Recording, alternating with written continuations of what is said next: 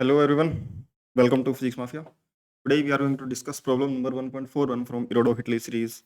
इस क्वेश्चन में यार हमें दे रखा है कि a point moves in a plane so that its tangential acceleration जो है उसकी वो w टो a के बराबर है, a कांस्टेंट है, एंड इट्स नॉर्मल यानी कि रेडियल एक्सेलरेशन जिसको हम सेंट्रीपिटल एक्सेलरेशन बोलते हैं वो wn है, वो b into T to the power 4 है, वो टाइम डिपेंडेंट है। टेंजेंशियल एक्सेलरेशन कांस्टेंट यानी कि स्पीड लीनियरली बढ़ेगी और उसकी वजह से जो तुम्हारा एक्सेलरेशन है नॉर्मल एक्सेलरेशन रेडियल एक्सेलरेशन वो टी की पावर 4 के हिसाब से बढ़ता है। ठीक है, where a and b are the positive constant and t is the time at what at the moment t equal to 0 point was at rest, t equal to 0 point rest पर था, तो रेस्ट से start होता है move करना। Find how the curvature radius r of the point's trajectory and the total acceleration w depends on the distance covered s, यानी कि radius of curvature. क्योंकि देखो अगर तुम सिंपली समझना चाहो ना कि अगर टेंजेंशियल एक्सेलरेशन कांस्टेंट है तो उसकी speed v equal to u plus at से निकाली जा सकती है। टेंजेंशियल डायरेक्शन में स्पीड कांस्टेंट एक्सेलरेशन की इक्वेशन लगाई जा सकती है, तो वेलोसिटी a इंटू टी बनेगी। अब अगर सर्कल में घूमेगा तो सर्कल में centripetal acceleration v square by r होता है, तब तो ये v का स्क्वायर यानी कि t की पावर 2 के टर्म्स में इक्वेशन आनी चाहिए थी सेंट्रीपिटल एक्सेलरेशन नॉर्मल एक्सेलरेशन की, लेकिन जो t टू द पावर 4 के हिसाब से, यानी कि यहाँ पर रेडियस ऑफ कर्वेचर भी कुछ ना कुछ गड़बड़ होगा, वो कांस्टेंट नहीं होगा, वो वेरिएबल हो सकता है। समझ में आ रही है क्या बात? क्योंकि अगर कांस्टेंट एक्सेलरेशन है टेंजेंशियल वाली तो स्पीड t की पावर 1 पर डिपेंडेंट होगी, तो जो v स्क्वायर होगा t स्क्वायर पर डिपेंडेंट होगा, और जो तुम्हारी नॉर्मल एक्सेलरेशन है वो t स्क्वायर से डिपेंडेंट होनी चाहिए थी, बट यहाँ पर t टू द पावर 4 से डिपेंडेंट है, तो radius of curvature time dependent होगी, यानी कि वो भी डिस्टेंस डिपेंडेंट हो सकती है, मतलब होगी। और क्योंकि टाइम डिपेंडेंट है तो टाइम का as function of distance as a function of time निकाला जा सकता है कि सर्कल के अलोंग कितना डिस्टेंस चला है, तो वो टाइम के फंक्शन में वो आ जाएगा, तो टाइम के फंक्शन में रेडियस ऑफ कर्वेचर आ जाएगी, तो रिप्लेस करके हम टाइम को एलिमिनेट करके as a function of S हम रेडियस ऑफ कर्वेचर सीधा सीधा निकाल सकते हैं। समझ में यही क्या बात? तो ये इसका मोटा मोटा आइडिया है। करेंगे कैसे? हमें सिंपल पता है कि tangential acceleration W T, W से एक्सेलरेशन को लिखते हैं, वो डब्ल्यू टो कांस्टेंट ए के बराबर है और नॉर्मल एक्सेलरेशन डब्ल्यू एन है वो B into T to the power 4 के बराबर है। इक्वल टू जीरो पर इनिशियल स्पीड जीरो है, तो टेंजेंशियल डायरेक्शन में डब्ल्यू टी जो होगा वो rate of change of speed DV by D T के बराबर होगा, जो कि ए होगा कांस्टेंट। अब डीवी क्या होगा? DV by D T A है, तो DV equal to A D T, या फिर simple V equal to you plus A T लगा सकते हो, या फिर सीधा सीधा भी तुम ऐसा बोल सकते हो, और v equal to you plus A tangential into T along the tangent बोले, टेंजेंट के अलोंग, और क्योंकि कर्ड पाथ होगा तो सरकमफेरेंस बोल दो, सरकमफेरेंस के along v equal to you plus A T लगाया जा सकता है, क्योंकि टेंजेंशियल एक्सेलरेशन कांस्टेंट है। यहाँ से भी तो वही रिजल्ट बन रहा है, v equal to you plus A t, अगर t इक्वल टू जीरो पे स्पीड u लिखो तो v माइनस यू उधर जाएगा, v equal to you plus A t तो बनता है यार। समझ में आ रही बात? और a इसका टेंजेंशियल एक्सेलरेशन था। ठीक है, तो v equal to a t, ये टाइम डिपेंडेंट स्पीड आ गई इसकी। अब distance travelled along the circular path, फिर उसके लिए हम लगा सकते हैं u t plus half a t square,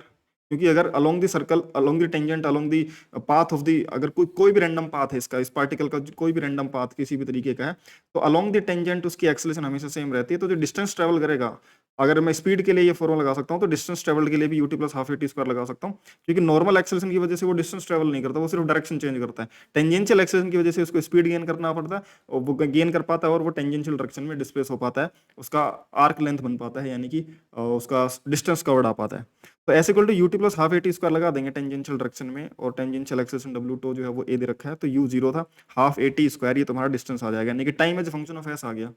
A into t square, t square को 2s अपॉन में ए लिखा जा सकता है, रूट 2s अपॉन में ए टी लिखा जा सकता है। ठीक है, अब r as function of s चाहिए हमें, तो r क्या होगा? Radius of curvature. किसी पॉइंट पर रेडियस ऑफ कर्वेचर क्या होगा? उस पॉइंट पर जो नॉर्मल एक्सेलरेशन होगी वो उस इंस्टेंट पर बनने वाले सर्कल के सेंटर की तरफ होगी, और उस इंस्टेंट पर वो जो भी सर्कुलर पार्ट का जिस भी सर्कल का ये आर्क पार्ट होगा उस कर्व पाथ पर, वो उस समय पर उस सर्कल के रेडियस में उसको घुमाना चाह रहा होगा, उस रेडियस में उसको घुमाना चाह रहा होगा, तो नॉर्मल एक्सेलरेशन वहां के लिए v स्क्वायर बाई आर के बराबर हो जाएगा जिस इंस्टेंट पर तुम बात करोगे, क्योंकि इसका रेडियस ऑफ कर्वेचर वेरिएबल होगा, जैसा हमने स्टार्टिंग में डिस्कस करा। तो W N v square by r होगा। अब वी स्क्वायर की वैल्यू क्या लिखी जा सकती है? वी स्क्वायर की वैल्यू ए स्क्वायर टी स्क्वायर लिखी जा सकती है। समझ में आ रही बात? और आर की वैल्यू हमें कैलकुलेट करनी है, और उसके अलावा हमें नॉर्मल एक्सेलरेशन की value as function of t दे भी रखी है। Normal acceleration function of t b into T to the power 4 हमें गिवन था, तो अब हम इसको b into T to the power 4 equal रख देंगे डब्ल्यू एन को, और आर इधर ले आएंगे, b into T to power 4 इधर रख देंगे, यहाँ पर रख दिया, ए इंटू टी का स्क्वायर अपॉन में b into T to power 4, तो ए स्क्वायर अपॉन में बी तो ऐसे कैसे, और 1 अपॉन में टी स्क्वायर बन गया। अब ये तो r is function of t आया, हमें तो डिस्प्लेसमेंट एस के, डिस्टेंस ट्रेवल्ड के एस के फंक्शन में निकालना है, तो यहाँ से जो टी स्क्वायर था उसको 2s अपॉन में ए लिखा जा सकता है, तो वो टी स्क्वायर 2s अपॉन में ए यहाँ पर रख दो, तो t square two s upon में ए रख देंगे तो ए स्क्वायर बाई बी और टी स्क्वायर की जगह टू एस अपॉन में ए। अब यहाँ से ए ऊपर जाएगा तो ए क्यूब अपॉन में टू बी इंटू एस, ये radius of curvature a cube upon में टू बी एस, ये radius of curvature function of s आ गया और ये radius of curvature function of time आ गया। ठीक है, अब हमसे पूछा था कि total acceleration is function of s क्या होगी। टोटल एक्सेलरेशन टेंजेंशियल एक्सेलरेशन का स्क्वायर प्लस नॉर्मल एक्सेलरेशन का स्क्वायर का रूट लेंगे तो नेट एक्सेलरेशन बन जाएगी। किसी भी कॉर्ड पाथ पर दो एक्सेलरेशन हो सकती है, पाथ के परपेंडिकुलर और पाथ के टेंजेंट, दोनों का स्क्वायर का ऐड करेंगे तो नेट एक्सेलरेशन आएगी, क्योंकि दोनों परपेंडिकुलर होते हैं तो इनका एडिशन पाइथागोरस थ्योरम से होगा। तो W जो नेट एक्सेलरेशन बनेगी वो square root of tangential acceleration a का square plus normal acceleration b into T to power 4 दिया वो उसका स्क्वायर और फिर रूट ले लेंगे। अब दोनों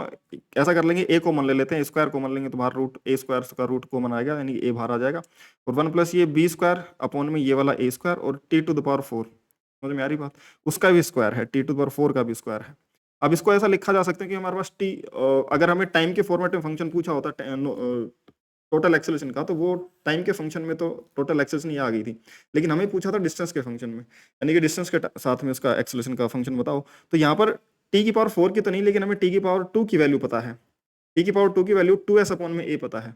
टी की पावर 2s अपॉन में ए पता है, तो हम इसको टी की पावर 4 की बजाय टी स्क्वायर में कन्वर्ट कर सकते हैं। जैसे ये टी की पावर 4 की पावर 2 है, इसको टी की पावर 2 की पावर 4 भी लिखा जा सकता है, 2 अंदर 4, क्योंकि पावर की पावर मल्टीप्लाई होनी चाहिए, मैं 4 इंटू 2 लिखूँ चाहे 2 इंटू 4 लिखूँ, कोई फर्क नहीं पड़ता उससे, तो इसको टी स्क्वायर की पावर 4 लिख लेंगे और टी स्क्वायर क्योंकि 2s बाई ए है, यहाँ पर वो वैल्यू रख देंगे, समझ में आ रही है बात, यहाँ पर वो वैल्यू रख देंगे तो 2s बाई ए की पावर 4, अब इसको पावर 4 करके सोल्व कर लेंगे, b square by a square पहले से था, ठीक है, और 2 की पावर 4 है तो उसको 2 की पावर 2 कर लेते हैं, 2 का स्क्वायर 4 और s का स्क्वायर और नीचे ए स्क्वायर की पावर 2 बन जाएगी, तब ए स्क्वायर की एक पावर से एक पावर कट जाएगी, समझ में आ रही बात, और इसको सोल्व करेंगे तो ये फॉर्मूला बन के आ जाएगा W equal to a times square root of 1 plus 4 b, b square भी इसके अंदर चला जाएगा, समझ में आ रही बात, और उसकी पावर 2 है क्योंकि पूरे की पावर 2 लिख ले रहे हैं, एस स्क्वायर तो था ही 2 की पावर के अंदर, और यहाँ पर ए स्क्वायर भी, ए स्क्वायर की पावर 2 यहाँ पर थी, ए स्क्वायर की पावर 1 यहाँ पर है, तो ए स्क्वायर की पावर 3 यानी कि ए क्यूब की पावर 2, ए की बात है, तो इसको थोड़ा सा सिंप्लीफाई और कर लेंगे आगे, तो ये 1 plus 4 b s square upon में ए क्यूब की पावर 2, ये तुम्हारा total acceleration function of s निकल के आ जाएगा। तो आई होप कि तुम्हें समझ में आया होगा, और ऐसी इंटरेस्टिंग सॉल्यूशंस के लिए तुम चैनल को सब्सक्राइब कर सकते हो और टेलीग्राम चैनल अपना ज्वाइन कर सकते हो। टेलीग्राम चैनल पे तुम्हें सारी जानकारी मिल जाएगी क्लासेस की और लेक्चर्स की, उसमें डेली जो अपने इरोडो हिटली सीरीज चल रही है उसके भी सारे के सारे लेक्चर्स मैं डेली वहाँ पर अपडेट करता रहता हूँ। उसके अलावा अपना माफियाज डाउट किलर्स ग्रुप है, माफियाज डाउट किलर्स ग्रुप, उस ग्रुप को जाकर ज्वाइन कर सकते हो, जहाँ पर तुम डायरेक्टली मुझसे अपने डाउट डिस्कस कर सकते हो, फिजिक्स से रिलेटेड कोई भी डाउट हो या फिर सब्जेक्ट से रिलेटेड कोई भी डाउट हो तुम वहाँ पर मुझसे डिस्कस कर सकते हो, ठीक है। तो ये सारी की सारे लिंक अगर तुम्हें सर्च करने पर टेलीग्राम पर नहीं मिलती हैं तो डिस्क्रिप्शन में भी ये लिंक दे रखी है, तो वहाँ से जाकर भी ज्वाइन कर सकते हो, ठीक है, और मुझसे कनेक्ट हो सकते हो, ठीक है भाई। तो बाकी मिलते हैं नेक्स्ट वीडियो में, बाय।